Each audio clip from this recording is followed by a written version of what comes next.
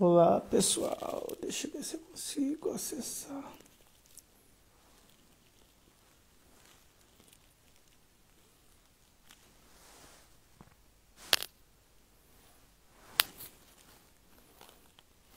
Olá, pessoal. Boa tarde.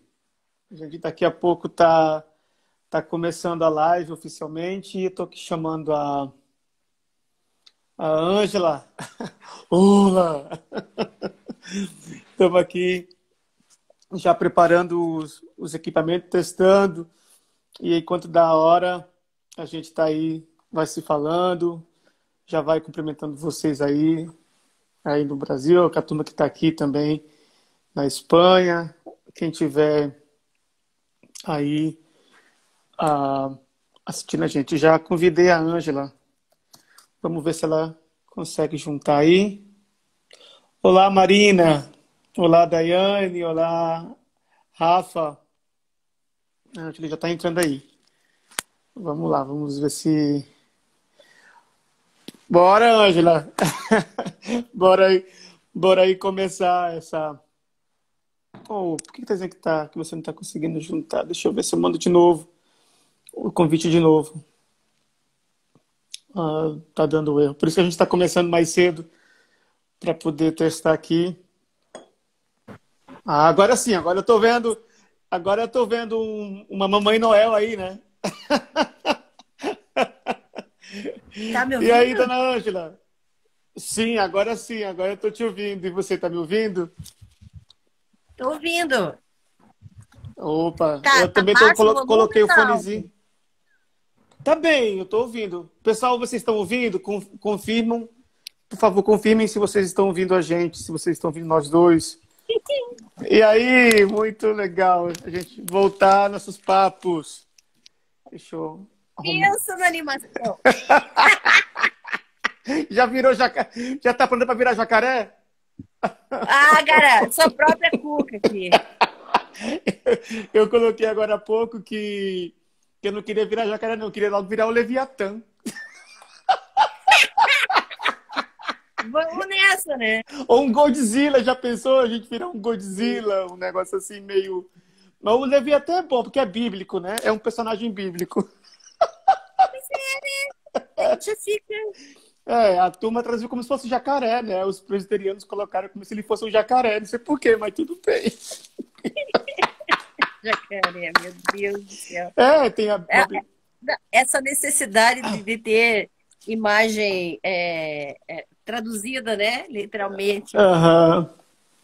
É verdade, mas boa noite para quem está chegando. Aliás, boa tarde aqui, que é boa noite, né? Boa tarde para quem está chegando. Obrigado por vocês terem atendido o nosso convite aí. A gente ficou aí uns meses sem aparecer, mas voltamos aqui no clima de Natal, o chapéu do Papai Noel, né? Sim, Para já tá falar. dando calor aqui. Já está dando calor. Eu tô com frio, você imagina. Então, estamos aqui. Frio aí. Agora tá. Acho que deve estar 14 ou 13 graus, mas a sensação é mais frio dentro de casa, né? Não sei quanto tá por aí, não, mas tá frio. Aliás, tá frio. Já tô acostumado com esse frio da. Olha o tamanho da jaqueta, né, que você tá. É, porque o meu plano era ficar só de camiseta, mas não dá, né? Cara, Eu não moro num país tropical abençoado por Deus e bonito por natureza. você tá no solstício de inverno, né? A gente vai falar desse camarada, né? Dessa época do ano. Aliás, o inverno começa em poucas horas, né? Em menos de 36 horas começa o inverno. Vamos Oficial. comemorar. Vamos comemorar aí o inverno. Ô, Bom, pessoal, vocês estão ouvindo a gente? Vocês estão ouvindo bem? Porque eu tô com o microfone aqui, o meu fone de ouvido já parou de funcionar. é, Quando entrou na live, já... eu tô usando o fonezinho de ouvido, né? Não sei se fica melhor. Ah, Então, eu tava ouvindo você, inclusive, na live com o meu fone. Aí, quando eu entrei na live, ele cortou. foi? Sei lá por quê. É.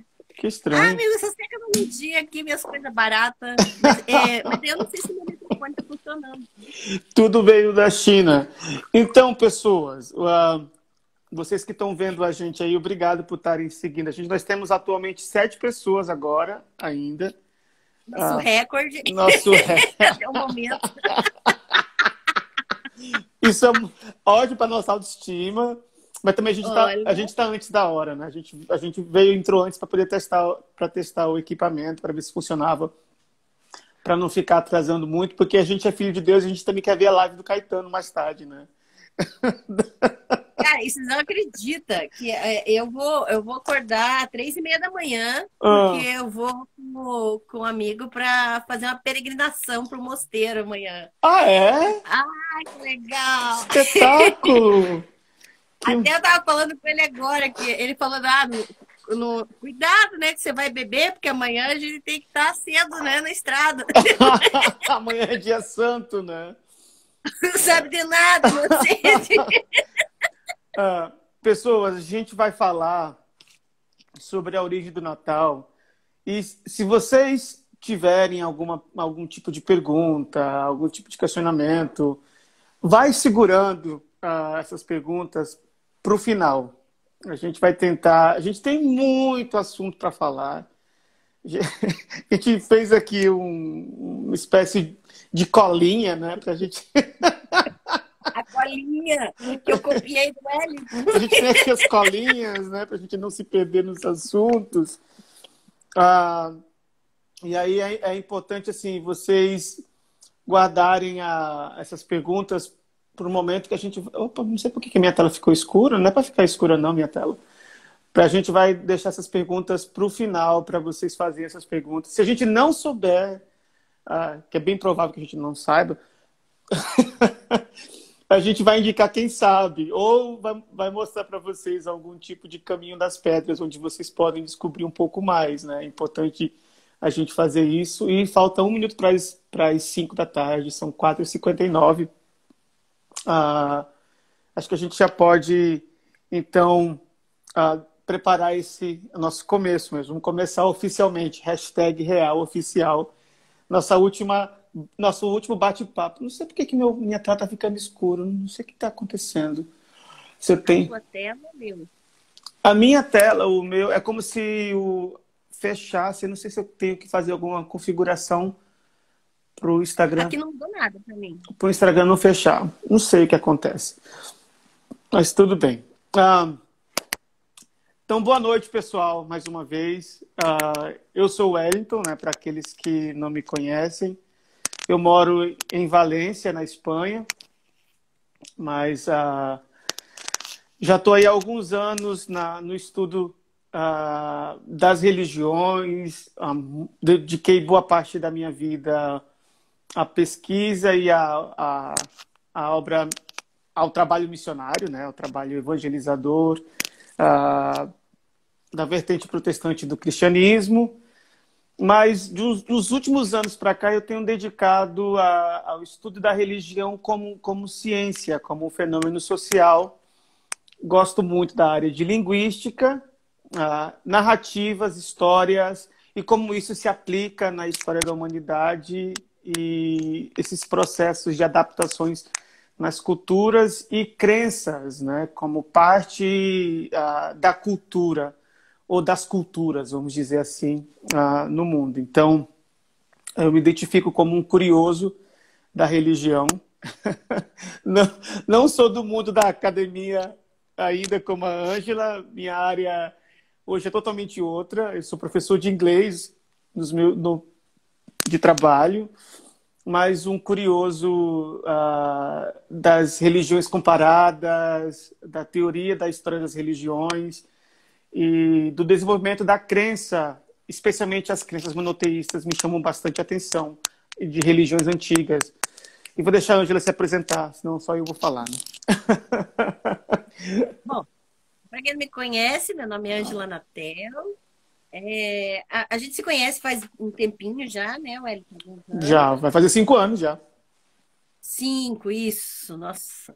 Então, eu estou aqui em Curitiba, no Brasil, sul do Brasil, e a gente se conheceu pessoalmente muito rapidamente, né, em Brasília, e eu também nesse contexto missionário, né, colonizador.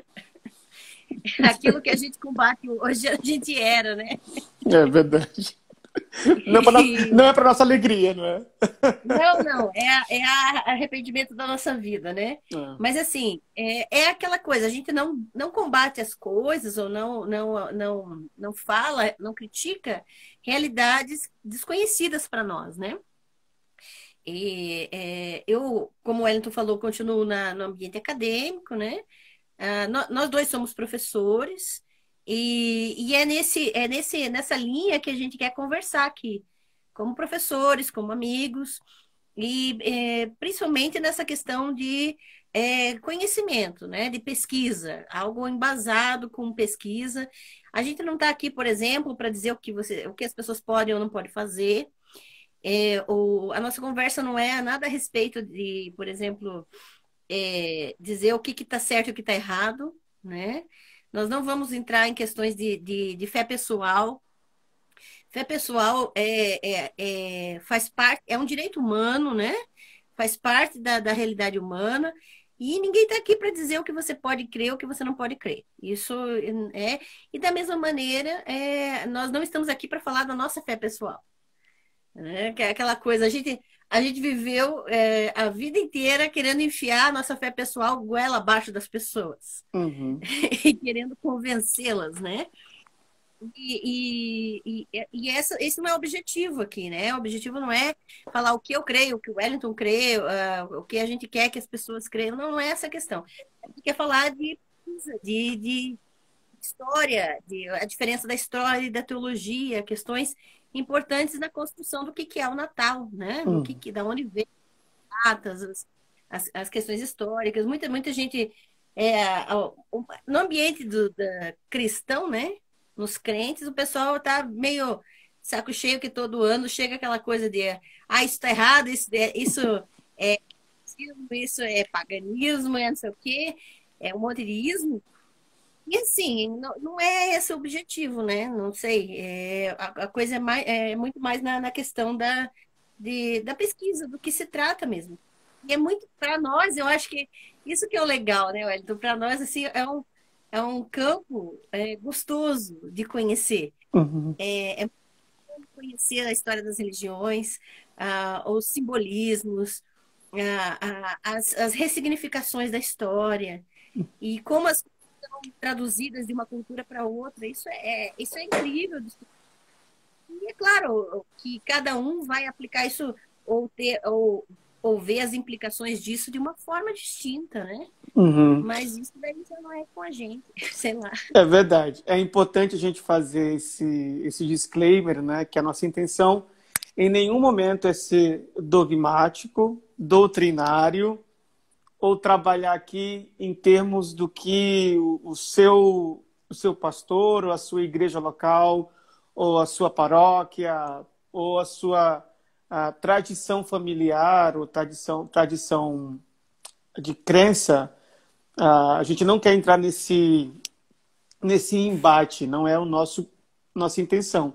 A nossa intenção é aqui dialogar, tentando descobrir e trazer à luz, né, esse encontro da narrativa textual, da tradição e da tradução dessas narrativas e dessas histórias através do tempo, através dos lugares onde essas histórias chegaram e como essa celebração que nasceu no Oriente Médio acabou se tornando uma narrativa europeia do inverno europeu.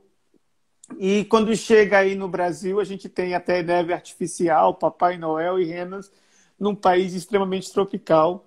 Ou seja, essa narrativa abraçou todo o mundo cristão, né? Toda a cristandade, todo o Ocidente. Então, como é que essa reconfiguração se deu na história? Né? Quais os elementos que foram trazidos na história dessa narrativa, que nem sempre foi como é hoje. Aliás, por muito tempo não foi como é hoje, né?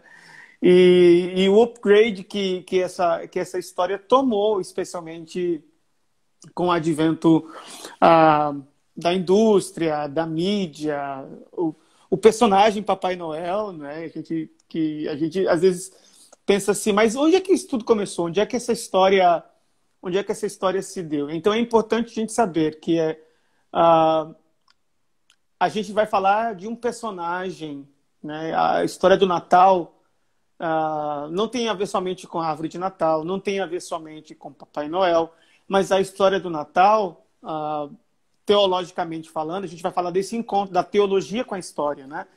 Eu preciso saber, eu preciso trazer essa ideia de que houve um encontro, houve um embate da teologia com a história. A teologia apresenta uma necessidade de se provar ou de se encaixar uma narrativa que justificasse uma crença, que justificasse uma história e um personagem que estava sendo criado. Então, é nesse pano de fundo que os autores do Novo Testamento vão tentar trazer a história do nascimento de Jesus.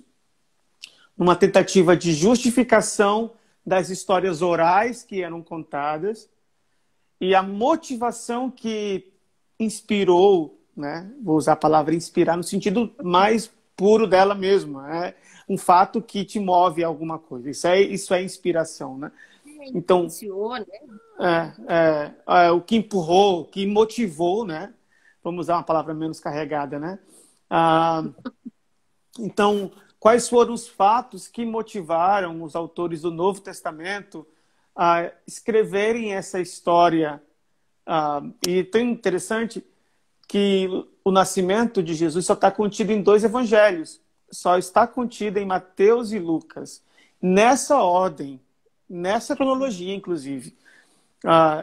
Se a gente pensa que o primeiro evangelho, né, o primeiro evangelho a ser escrito foi o evangelho atribuído ao que os autores chamam de Marcos, os estudiosos chamam de evangelho de Marcos. A gente já falou isso em outras lives nossas, que os livros... Canônico, né? Nos livros canônicos, é verdade. É preciso a gente dizer que os autores dos evangelhos não necessariamente são os que estão lá no nome deles na sua Bíblia. Então, a maioria desses textos são textos de autoria desconhecida. Mas o texto que leva o nome de Marcos é o primeiro relato biográfico de Jesus e ele não fala nada acerca do nascimento de Jesus, porque naquele momento em que Marcos foi escrito, é melhor desligar. Obrigado, Rafa, pelo toque. Eu vou desligar os comentários. O que eu faço para nem é tão interessante me olhar, mas obrigada pela consideração. Obrigado. A gente vai abrir no final para as perguntas, então vocês preparem aí as suas perguntas para o final. Então, só fechando esse raciocínio, que o Evangelho de Marcos foi o primeiro a ser escrito em termos biográficos, porque as cartas de Paulo já haviam sido escritas. E é preciso tentar entender esse pano de fundo que motivou aos autores do Evangelho, ou o autor do Evangelho de Marcos, é entendido hoje em dia, e que é a comunidade de Marcos. Era a comunidade de cristãos que se identificavam com essas ideias. Por que essas ideias de Marcos não tratam da narrativa de Jesus? E depois, 15 ou 10 ou 15 anos depois, ou até mesmo 20 anos depois, surgem Mateus e Lucas no pedaço, tentando corrigir. Primeiro vem Mateus e depois vem Lucas. Eu queria que você falasse um pouquinho, Ângela, sobre esse pano de fundo que prepara a autoria do Novo Testamento. O que estava ocorrendo? Quais eram as esperanças que rolavam nesse pano de fundo do Novo Testamento? Nossa, é muito interessante a gente falar dessa questão da autoria, porque a questão da autoria é uma questão moderna. É uma questão da literatura moderna, né? Eu sempre, quando dou aula, assim, tanto do grego, o hebraico, né? A questão bíblica, da exegese, eu tento lembrar os alunos, por exemplo, que os grandes pintores, né? Os famosos pintores, né, da história, morreram miseráveis. Isso é um ótimo exemplo para a gente se ligar de por que essas pessoas que hoje um quadro vale milhões, essas pessoas morreram miseráveis, porque a questão da autoria não era importante na época. Qualquer um podia copiar e vender a obra dele. E hoje não, hoje é essa questão dos direitos autorais, é uma questão da modernidade e da pós-modernidade. Então, quando a gente volta para a escritura dos textos bíblicos, né? Nós estamos na questão do Novo Testamento especificamente, a gente não tem como simplesmente afirmar que eles foram escritos pelas pessoas que levam esses nomes, né? Então, não era importante. Para eles não era importante.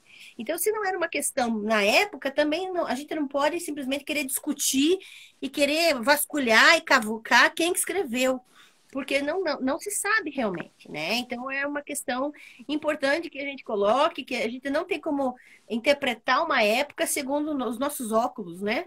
Segundo a nossa lente interpretativa, achando que essas questões que são importantes para nós eram importantes para eles também. Não Uhum. eram. E na época, por exemplo, em que os evangelhos foram escritos, as cartas às igrejas já estavam circulando. O primeiro escrito do Novo Testamento, por exemplo, foi Tessalonicenses, a carta à igreja de Tessalônica. Então, isso do Novo Testamento inteiro, né? Então, essa literatura, as cartas, elas circulavam para orientações às igrejas, para ajuda comunicação entre as comunidades. Só que é importante lembrar também que o letramento, que a alfabetização da população era extremamente baixa. Por isso as cartas eram enviadas às igrejas e quem sabia ler na comunidade lia em voz alta para todos, porque a maior parte das pessoas não sabia ler. Também a literatura não era acessível a todas, né? E isso é bom a gente entender. E o contexto, quando as pessoas elas precisavam se firmar suas bases de fé, elas sentiram necessidade de colocar por escrito o que elas realmente acreditavam, no que elas criam a respeito de Jesus, no que elas entendiam que tinha sido a história de Jesus. Só que quando os evangelhos começaram a ser escritos, por exemplo, Jerusalém já tinha sido destruída. Já tinha um contexto, um cenário diferente daquele que os evangelhos descrevem. Uhum. Quando, por exemplo, tem aquele texto nos evangelhos que Jesus diz, destruam esse templo, né? Em 3 dias eu reconstruirei.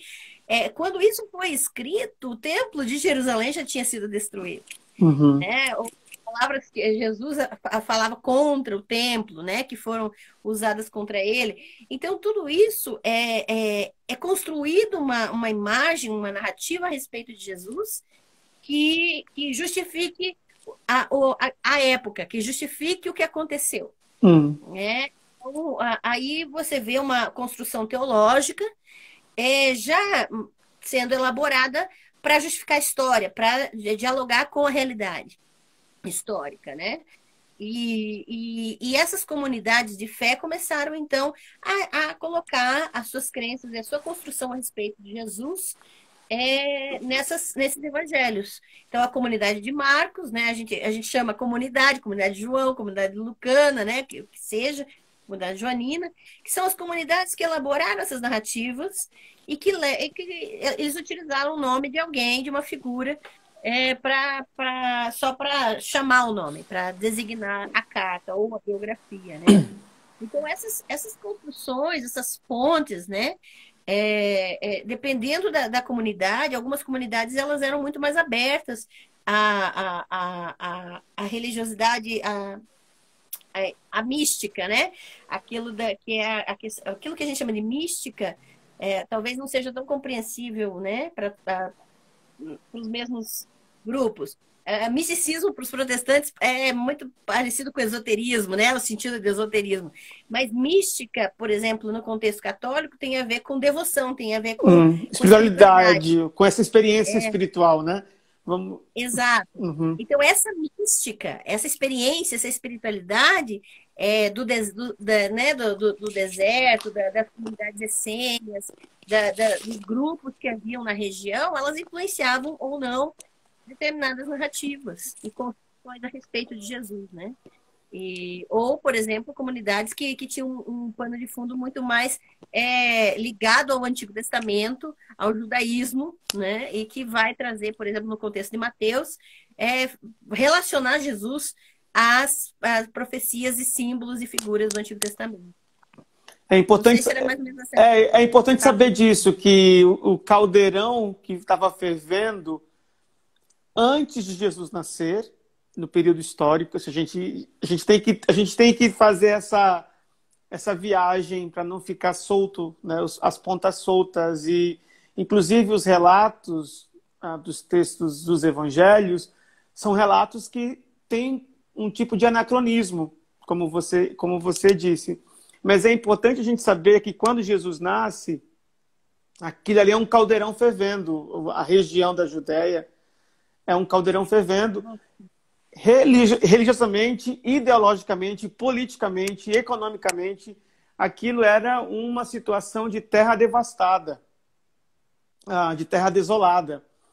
E os judeus que nos 150 anos anteriores estavam, desde as revoltas dos Macabeus, desde que foi finalizado o cânon da Bíblia hebraica, rolava naquele tempo de Jesus nasceu uma esperança, até por influência de outros povos que eles obtiveram durante o tempo do exílio babilônico, depois do exílio persa, depois do tempo dos Ptolomeus, até chegar ao tempo de Jesus nascer, né, vamos dizer assim, onde Herodes o Grande era o rei dos judeus e César Augusto o imperador do Império Romano. Mas em termos de religião, a religião da Judéia era um judaísmo apocalíptico, baseado em personagens que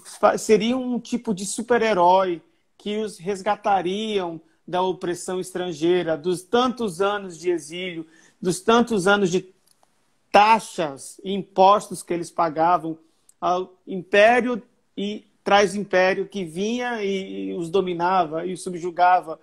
Então, a esperança messiânica e os personagens contidos na narrativa de Mateus, na narrativa de Lucas, que são os dois textos que narram o nascimento de Jesus, eles fazem questão de resgatar esse espírito apocalíptico. Ambos.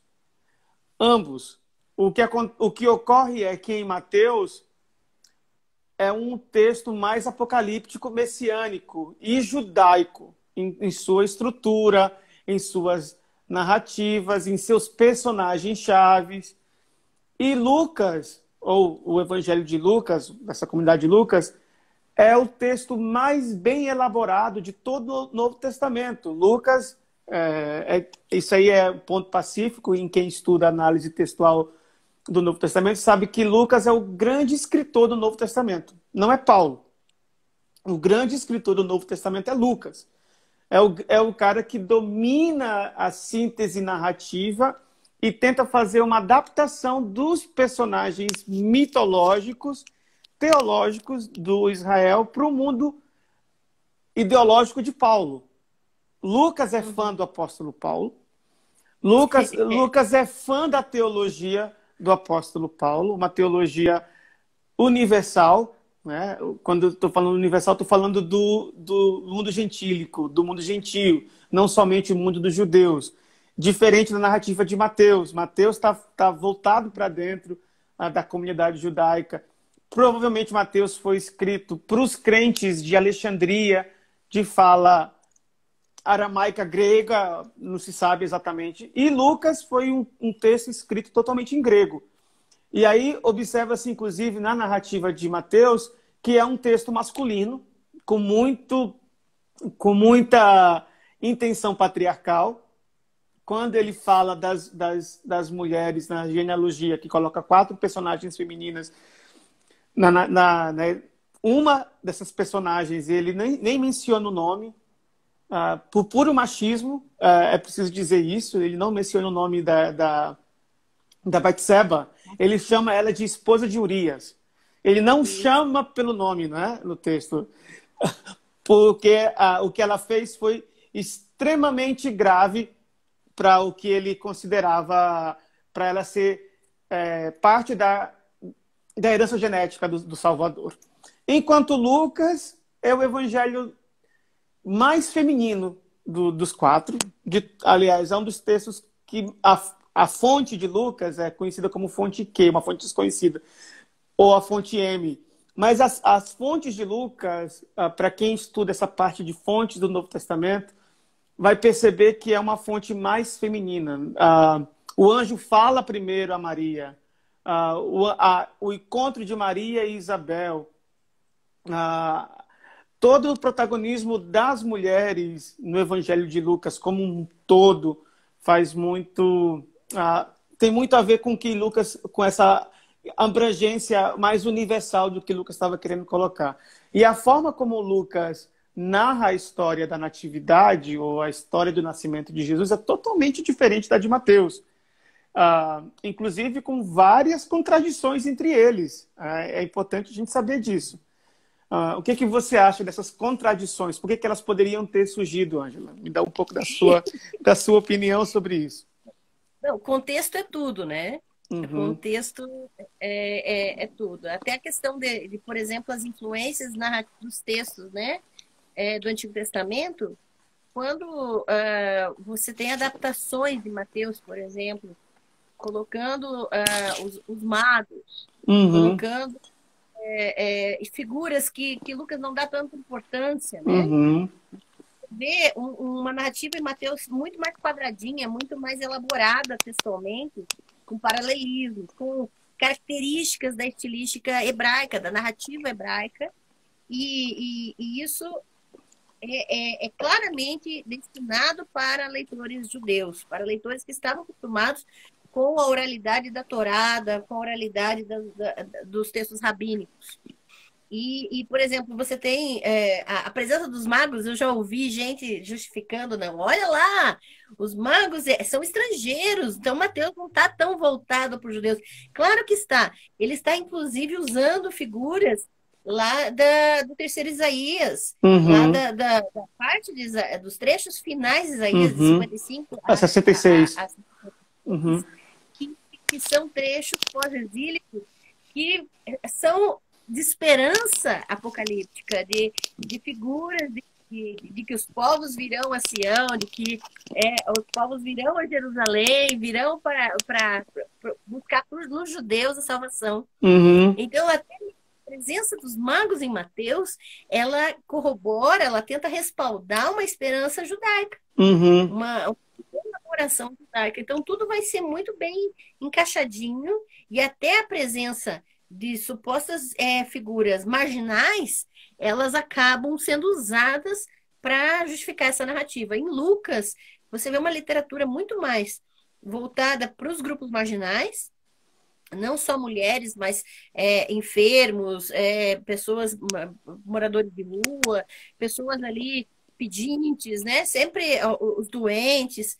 E essas pessoas, elas estão muito mais em proeminência no Evangelho de Lucas. Só que já não tem esse respaldo tão forte em promessas ou textos, questões textuais do Antigo Testamento. Ela acaba furando um pouco.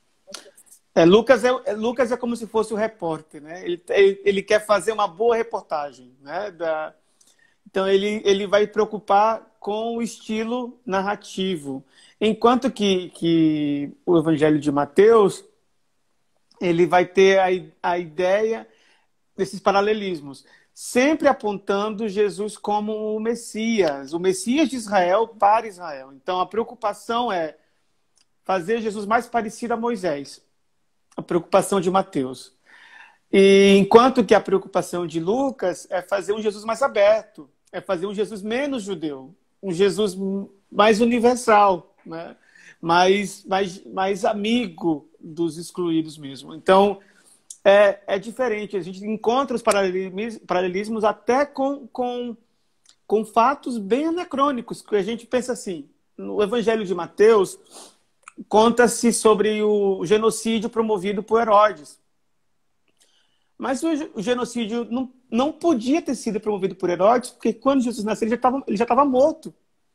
É um fato que passa muito despercebido pela narrativa, porque Herodes morreu no ano 37 antes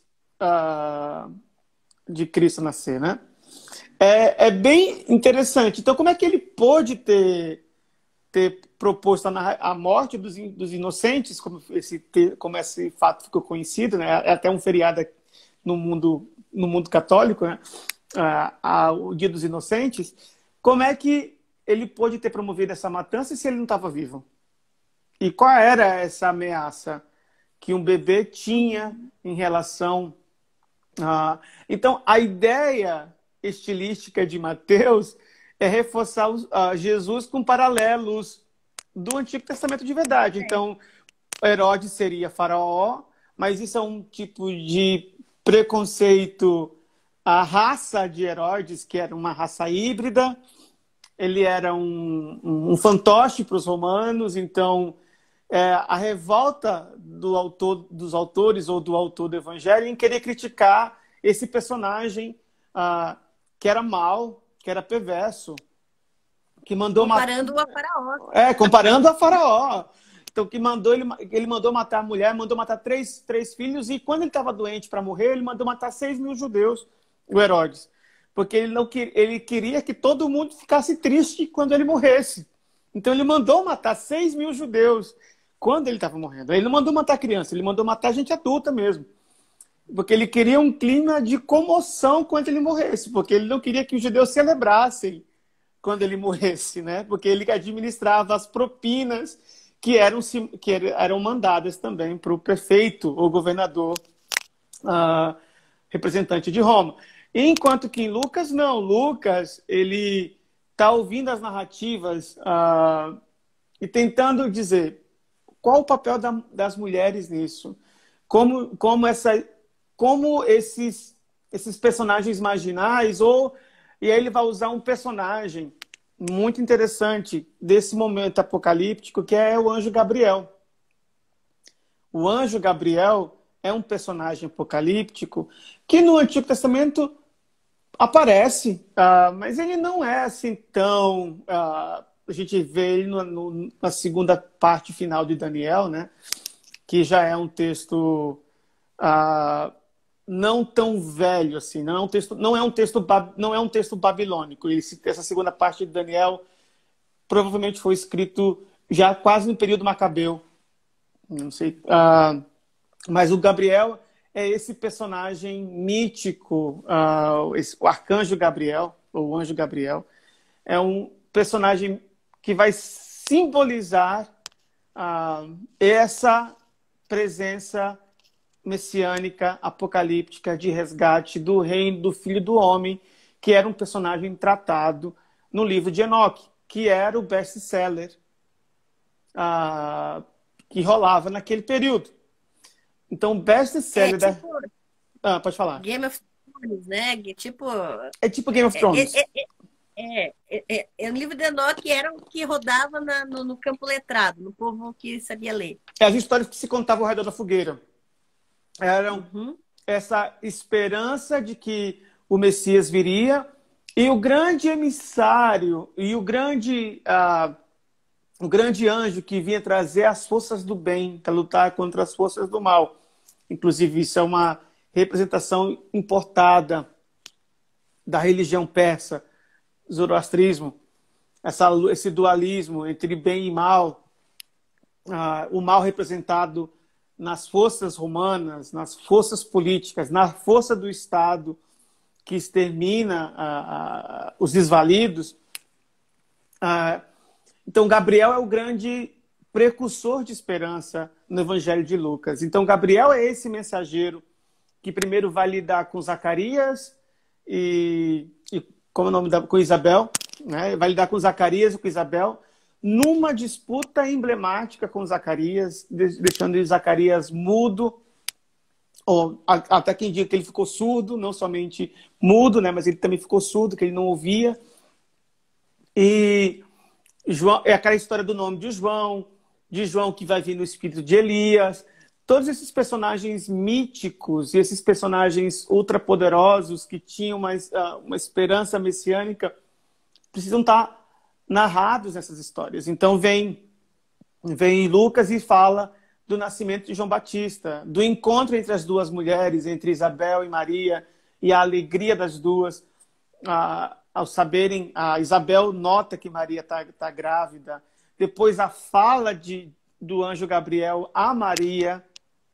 Maria provavelmente era uma menina de 15, 16 anos, que não, Não mais do que isso. né, que não sabia ler, porque ela nasceu mulher na Palestina do primeiro século. Provavelmente ela não sabia ler, porque pouquíssimas mulheres sabiam ler e escrever naquele mundo. O nome dela era Miriam. O nome dela é Miriam, né? Com o intuito, veja, que até isso, né? Porque originalmente o nome dela era Miriam. Uhum. Essa imagem do nome para relacionar com a figura de Moisés, que também tinha uma irmã chamada Miriam. Tem todos esses elementos judaicos na história, mas que foram retirados, que foram desjudaizados, não somente pela comunidade de Lucas, mas também pelo Império Romano, posteriormente, de desjudaizar Jesus, né? De transformar ele num herói romano, num herói militar. Esse é um processo que começou com Paulo, né? Não começou com Lucas. Foi assim, começou com Lucas, não o processo do final, né? Do que Jesus se tornou, mas essa questão de na biografia, na biografia de Jesus, né? Torná-lo menos judeu. Torná-lo menos judeus, né? No judeu no sentido de história. Enquanto que Mateus e João também colocam Jesus judeu, né? E Marcos, Jesus não é muito religioso em Marcos, é interessante notar isso. Jesus é ótimo. Jesus e Marcos é outro personagem, é outra história, é um cara muito de boas. Jesus e Marcos é um cara muito de boas. Então é preciso entender isso, né? Que esses paralelismos, essas ideias tinham foco na audiência para quem esses textos foram escritos. Ou seja, quem pagava para que esses textos foram escritos? Existia esse apadrinhamento, porque alguém viver, como a Ângela bem disse aqui, né? Viver só de escrever naquele primeiro século era impossível. Não existia livrarias, nem existia Kindle naquele tempo. Não existia Amazon, né? Para as pessoas comprarem. Leitor, né? Nem existia gráfica. O índice de alfabetização era muito baixo. E alguém que se dedicasse a escrever, geralmente tinha um padrinho. Lucas nos dá a pista de quem é o seu padrinho, um tal de Teófilo. O tal de Teófilo foi quem encomendou a Lucas os seus textos. E Lucas teve uma façanha que ele conseguiu escrever dois tomos, né? Dois volumes. O primeiro volume, que é o Evangelho, e depois o segundo volume, que é o livro de Atos, que é uma continuação. Aí, no livro de Atos, Lucas vai realmente exaltar o seu herói preferido. Aí ele vai mostrar a carteirinha do fã-clube dele. Ele vai mostrar a carteirinha do fã-clube dele pro Paulo, né? Sem nenhum problema. Aí ele perde mesmo a vergonha e fala que é fã de Paulo. E tá tudo certo, tudo tranquilo. Mas é o que tinha, né? Naquele momento, e fica claro. Então é preciso tentar entender que o que motivou a história era a segunda vinda de Jesus era mais importante para o mundo dos evangelhos. Quando Marcos escreveu, e o Evangelho de Marcos termina de forma abrupta na ressurreição, sem dizer mais o quê. 16:8, né? 16, só os 8 primeiros versículos. Termina assim de forma abrupta, mas deixa uma interrogação no ar. E agora? Mas Mateus vai falar da ascensão de Jesus ao céu, da ressurreição, vai falar um pouquinho dessa esperança. E Lucas é o cara que prepara a vinda do Espírito, né? Como esse continuador da obra de Jesus. Então, quando Lucas termina no capítulo 24, o Evangelho de Lucas termina no capítulo 24, ele está fazendo uma ponte para essa esperança vindoura para o fim do mundo, porque Lucas estava influenciado pela ideia paulina do retorno iminente de Jesus para aquela geração. Também, todos eles estavam. Os 4 evangelistas, até mesmo João, que já é o texto posterior, já no final dos anos 90. As Ainda 4 comunidades. as 4 comunidades, o texto de João, tinham essa esperança desse retorno iminente, né, desse personagem mítico que eles criaram. É preciso dizer isso. Esse personagem mítico do livro de Enoque voltaria para destruir o Império Romano, restaurar o templo de Israel, restaurar a Jerusalém de ouro que eles tanto esperavam, os textos de Isaías, os profetas menores. Essa glória de Israel se daria através desse Messias, desse rei. A palavra Messias não quer dizer Salvador. A palavra Messias, que a gente pegou a versão grega e chama de Cristo, é um título político, é um título real, é um título monárquico. Então, assim, o rei de Israel, Jesus é o rei de Israel para eles, né? Para esses primeiros cristãos, esses pequenos reis ungidos, que pensariam de fato que eles reinariam com Jesus. Esse Jesus que morreu seria feito rei e voltaria para destronar o César, destronar todos os pagãos, e ele estabeleceria o culto a Javé somente. E ele seria o filho de Javé, o rei prometido da linhagem de Davi, cujo reino não teria fim. Essa é a esperança desses evangelistas, essa era a esperança ideológica adocicada por Paulo para poder fazer frente à cultura não judaica, né? E aí eles têm esses embates. Como se a morte é mais importante, começou-se a ter dentro da igreja, mas como foi que ele nasceu? Como foi que ele cresceu? Como se deu essa história? Porque os cristãos, baseados nas cartas de Paulo, que só falava da morte de Jesus, que só falava da ressurreição de Jesus, a gente vai começar a encontrar nas primeiras igrejas um problema cristológico sobre a vida de Jesus desde a sua origem, os seus milagres, né, os seus encontros, sua espiritualidade, até a sua morte e ressurreição e o seu retorno iminente. E aí, essa construção narrativa teológica / cristológica foi o grande motivador e talvez o maior problema de todos os tempos da dita religião iniciada pelo Paulo, né?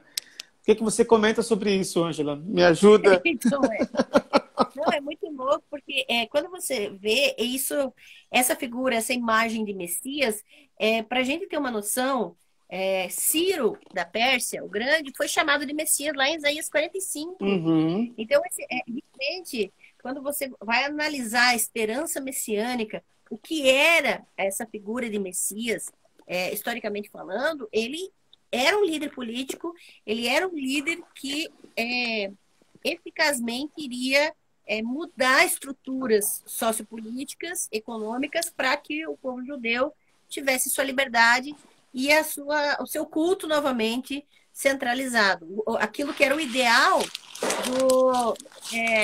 da elite sacerdotal pós-exílica. Basicamente isso. Uhum. Depois do exílio, começou-se essa movimentação de uma esperança política, de uma construção de um povo, uma teocracia, né? Uhum. A famosa teocracia que eles queriam, sob a liderança de um Messias. Quando a gente fala disso, é importante entender que toda a imagem que se criou, até mesmo dos evangelhos apócrifos, as narrativas que começaram a circular nas primeiras comunidades cristãs, a respeito da infância, de quem era Jesus, de como era a personalidade dele, a interação dele na sua casa, na sua família, e toda a adolescência. Os apócrifos têm muito essas histórias, né? Essas construções, elas foram tentativas de se preencher essa lacuna, para construir esse herói mítico. Veja, por que a gente está falando de herói mítico? Porque existe uma grande diferença entre o Cristo, a construção de Cristo, a construção teológica a respeito dele, do Jesus histórico, de quem realmente ele foi na história naquele momento, né? E foi toda uma construção que não nem sempre foi uniforme. Cada comunidade ela tinha uma imagem a respeito de Jesus. Por isso, até mesmo essas discrepâncias entre os próprios evangelhos canônicos, né? Mas essas esperanças elas tinham muito mais a ver com algo real, uma história política e socioeconômica real que o povo queria mudar, que o povo queria efetivamente que fosse transformado. Então, Jesus não era aquele líder esperado que é para uma vida pós-morte. Uhum. Né? Não, até mesmo a ressurreição de Jesus foi construída a princípio, né, primeiramente, para satisfazer essa necessidade aqui de ter uma ordem social mudada, essa mudança social, né? Ao mesmo tempo, é interessante a história paralela acontecendo. Que história paralela? A história da religião romana sendo influenciada por religiões mais antigas. Uhum. E é importante a gente fazer esse paralelo na história, porque enquanto você tem uma população com toda essa esperança messiânica, com essas narrativas apocalípticas, com essas figuras mitológicas circundando a pessoa do Jesus histórico nas construções da narrativa a respeito do nascimento, você vai ter uma religião romana influenciada, por exemplo, pelo mitraísmo antigo persa, né? O iraniano, que o culto ao deus Mitra, por exemplo, era um culto. Mitra era o deus todo-poderoso, onisciente, onipotente, que tinha, que era um deus da guerra e que basicamente trabalhava na premissa dos pactos, de fazer acordos com as pessoas. Eu te faço isso enquanto você me cultua, né? Então, essas eram características principais. E é interessante que eu tava lendo até... esse dicionário aqui é lançamento, viu? Tem que fazer propaganda. O dicionário de História das Religiões da Antiguidade ao Medievo. Nossa, da editora Voz. Nossa, isso aqui me economizou muito, porque eu tenho os livros do Mircea Eliade aqui, ele basicamente cata tudo e mais um pouco num livro só. Um volume só. Muito, muito bom, porque ele até menciona a visita de um líder iraniano em 66 depois de Cristo a Nero, ao imperador Nero, vendo algumas questões da própria religiosidade de mistérios deles, né? Que era persa, né? Então, eles trouxeram muitas coisas que se fundiram ao mitraísmo romano, né? Que mais tarde o mitraísmo romano se tornou uma religião de mistério basicamente usada por militares, uma religião militar. Uma religião militar e de homens, né? De apenas homens. Só de homens, exato. Um deus militar, um deus conquistador que vai contra os pagãos e aquela coisa toda. Também é toda essa ideia, essa construção teológica, do uso do nome de Deus para matar os oponentes, para rotular os oponentes de pagãos, né? E conquistar as terras. E veja que existem essas duas construções teológicas paralelas, e que quando o cristianismo ele se torna religião oficial do império, elas se unem. Essas construções vão se unir e vão mutuamente se influenciar. E nesse sentido, construir toda uma imagem que vai, por exemplo, culminar no Concílio de Calcedônia, lá, né, no século V, e que quando se determina que Jesus tem duas naturezas no Concílio de Calcedônia, a humana e a divina, ali vai se fundir toda essa construção de quem Jesus era, da celebração do seu nascimento e daquilo que vai resultar na nossa festa de Natal, né? Eu só dei uma viajada assim, mas para dar um olhar panorâmico sobre a história. É muito importante, inclusive, saber que Paulo adaptou na sua religião cada vez menos judaica, a sua versão de religião, cada vez mais elementos foram importados. Então, a ideia de igreja, primeiro subterrânea, depois em forma redonda, com uma espécie de presbitério, é uma ideia da religião do mitraísmo. Inclusive o que a gente celebra de ceia do Senhor, chama de ceia do Senhor, é uma influência do mitraísmo. O sacrifício do touro, a questão do sacrifício para expiação, para limpeza de pecado. Muito. Então, é bem interessante notar, você mencionou os três magos, né? Aliás, esse é uma coisa muito interessante, porque eles não eram judeus. No texto de Mateus falam que eles vêm do Oriente. E quem estuda esses personagens vão descobrir que eles eram zoroastras. Eles eram de uma religião que Deus talvez tenha dado origem ao mitraísmo. Aliás, a antiga religião antes do mitraísmo, né? O zoroastrismo foi uma tentativa de religião monoteísta que acabou virando uma religião de dualismo. Mas esses magos que trazem elementos de mistério para adorarem Jesus, né? É interessante observar que eles trazem ouro, incenso e mirra, elementos da religião do zoroastrismo. E o paralelismo de Mateus, ele já quer falar da morte de Jesus. Ele então quer colocar elementos da unção da morte de Jesus no seu nascimento. Então ele quer fazer as ligações, porque para aquela comunidade que estava ouvindo aquela história, eles estavam querendo fazer essas pontes. Como foi que ele morreu? Como foi que ele nasceu? Se a gente só ouviu falar da morte, da ressurreição, é preciso destacar que existiam dois tipos de cristologias aqui presentes nessas narrativas. Então a gente tem a cristologia de Paulo Lucas, que é a cristologia de exaltação, porque ele morreu, ele foi feito filho de Deus, ou tornou-se Deus.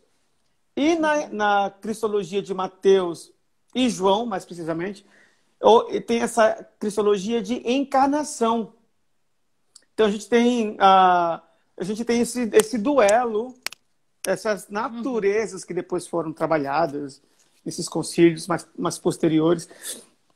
E não foi a preço barato, foi a preço de muito sangue, preconceito, guerra, exclusão. Olha aí. Esse aqui, O Deus da Salvação, é o primeiro tomo da história dos dogmas. Esse aqui vai 1 a 8º, e é aqui que fala do Concílio de Calcedônia, né? Eu acho que vai cair a nossa live, que a gente já vai fazer 1 hora. Sério? Bom, a gente vai voltar, então, mais 1 hora, né? Mas continua falando o livro até ele cair. Só para avisar, daí o povo, que daí a gente cai, mas volta. A gente cai, mas volta. A gente não fica caído. A gente só levanta. O que teve um latrocínio, é até mencionado com esse termo, né? Latrocínio, teve mortes de um concílio para outro, né? Envolvendo o concílio de Calcedônia por causa dessas questões das duas naturezas. A elaboração exata custou a vida de muita gente. Então, é muito importante que a gente conheça um pouco melhor a história. Inclusive, né, a gente vai deixar isso para volta, a celebração do Natal no 25 de dezembro. Tem uma briga homérica entre Tertuliano, Clemente de Alexandria, Agostinho, que toda essa confusão que durou pelo menos 2 séculos, quase 3 séculos, para definirem a data do nascimento de Jesus. Então, acho que é bom a gente sair e voltar, porque vai cair. Faz 1 hora que a gente entrou. Vamos sair e vamos voltar. Volta aí. Voltem conosco, pessoal.